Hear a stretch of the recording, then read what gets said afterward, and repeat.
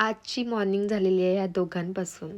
छानपैकी या दोघांना रेडी केलं आणि मग नाश्ता वगैरे केला त्यांचा आणि मग सोडलं त्यांना स्कूलला. स्कूल नव्हता त्यांचा, साईडला गार्डन आहे तिकडे त्यांची डान्स प्रॅक्टिस होती, कारण ॲन्युअल डे जवळ आलेला आहे.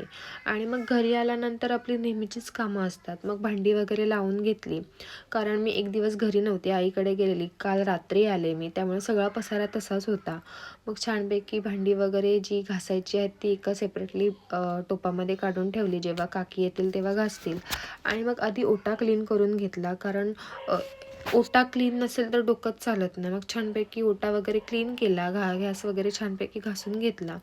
आणि मग देवाची पण भांडी घासून घेतली, कारण देवांची पण अंघोळ वगैरे घालायची होती. मग छानपैकी ते सुद्धा सगळं क्लीन केलं आणि मग दिवा वगैरे लावला, दिवाबत्ती वगैरे केली. आणि मग छानपैकी गेले बाजारातून येताना मला पायनॅपल हवा होता. मी 2-3 दिवसापासून शोधते, तर तो फायनली आणला मी घरी. मला एक रेसिपी बनवायची होती.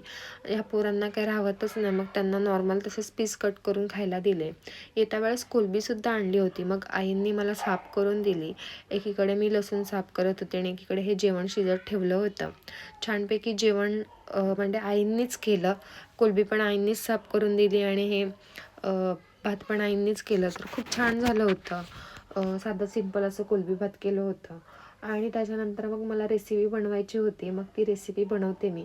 आणि मी टेस्ट केली नव्हती कसं लागते काय, फर्स्ट टाईम बनवते मी. जस्ट बघितलेले व्हिडिओ आणि खरंच खूप छान लागत होती, एक नंबर लागत होती. मी फक्त माझ्यासाठी 2 पीस फ्राय केले आणि मला ते राहतच नाही. मला पुढे एवढा बेकार ठसका लागला आहे ना, एकदम बेकार ठसका लागला आहे, तरीसुद्धा मी खाते, बोटं चाटते.